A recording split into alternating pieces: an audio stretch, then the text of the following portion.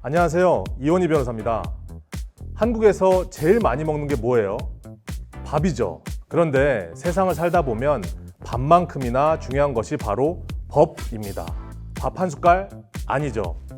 법 한 숟갈 떠드리도록 하겠습니다. 오늘 준비한 주제는 외국인 분들이 우리나라에 살면서 꼭 알아야 할 법률 상식 베스트 5.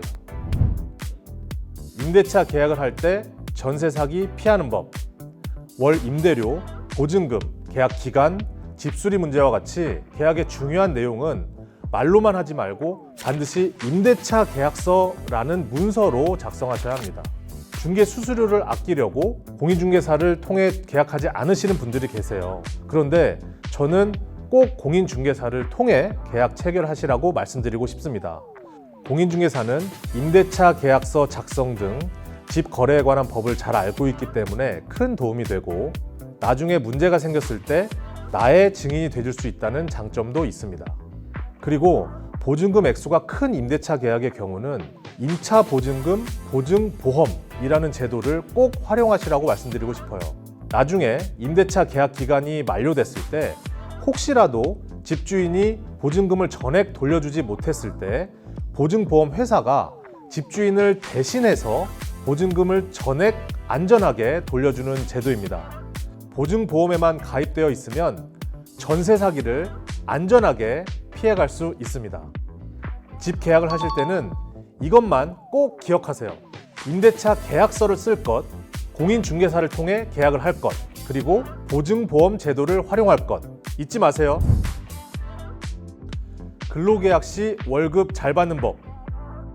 회사에서 일을 할 때에는 근로계약서라는 문서를 꼭 작성하셔야 합니다.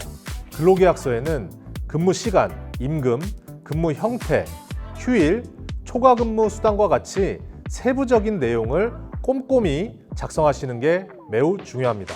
우리나라에서는 근로시간이 하루에 8시간씩 주 40시간이 기본이고 주말이나 야간에 추가 근무를 할 경우에는 기본 수당의 1.5배를 지급하도록 되어 있으니 알아두세요.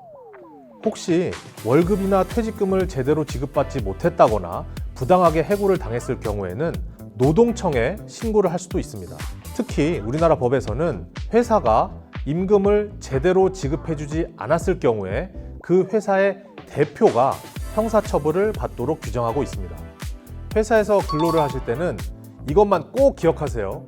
근로계약서를 잘 작성할 것, 그리고 임금을 제대로 지급받지 못했다면 전문가를 통해서 노동청에 신고를 할 수도 있다는 것 잊지 마세요. 교통사고 대처법. 자, 교통사고를 당하시면 가장 먼저 이 두 가지만 기억하세요. 경찰과 보험사. 우리나라에서는 교통사고가 났을 때 보통 1-20분 내에 다 도착을 해서 상황을 빨리 정리해 주기 때문에 정말 편리합니다. 그 상황을 가장 정확하고 객관적으로 처리해 줄 수 있는 사람은 바로 경찰입니다. 그리고 보험사에 바로 연락을 해서 보험사 직원을 부르세요. 보험사 직원이 사건 현장에 대한 증거 수집, 상대방과의 합의 등 여러 문제를 알아서 처리해 줍니다. 지금 제가 말씀드리는 교통사고는 내가 차를 운전하다가 발생하는 교통사고뿐만 아니라 보행 중에 차에 치이는 교통사고도 포함됩니다. 만일 보험에 가입되어 있지 않거나 경찰을 부르기 어려운 경우에는 스스로 사고 현장을 휴대폰으로 여러 각도에서 사진을 촬영해서 증거를 남겨놓으세요. 상대방과 연락처를 교환하는 것도 잊으시면 안 됩니다. 교통사고는 사고 직후에 특별히 아픈 곳이 없더라도 꼭 반드시 사고 직후에 병원을 가셔야 합니다. 자, 교통사고가 났을 때 이것만 기억하세요. 경찰과 보험사를 부르는 것, 그리고 휴대폰으로 사고 현장에 관한 증거를 최대한 많이 남기는 것 잊지 마세요. 빌려준 돈 잘 받는 법. 이건 일상에서 굉장히 많이 일어나는 일이죠. 가장 중요한 것은 돈을 빌려줬다는 사실을 증거로 남겨놓는 거예요.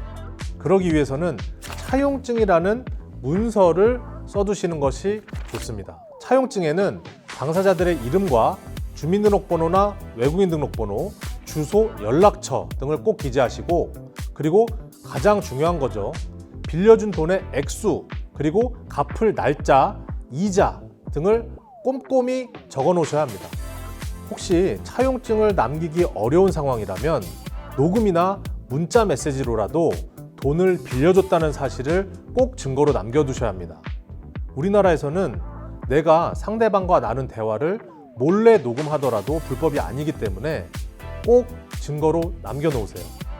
그리고 돈을 보낼 때는 현금을 직접 주기보다는 가능하면 은행 계좌이체 방식으로 돈을 보내세요. 그런데 어쩔 수 없이 현금을 줘야 되는 상황이다 라고 하면 차용증이나 영수증을 꼭 받아 놓으셔야 합니다. 자, 돈을 빌려주고 받을 때는 이것만 기억하세요. 차용증이나 녹음같이 돈을 빌려줬다는 사실에 대한 증거를 남길 것, 그리고 돈은 계좌이체로 보낼 것 잊지 마세요. 변호사를 만나는 것을 두려워하지 말라. 우리나라에서 외국인 신분으로 살다 보면 비자 문제, 집 문제, 임금 체불, 복잡하고 다양한 법률 문제를 맞닥뜨리게 돼요.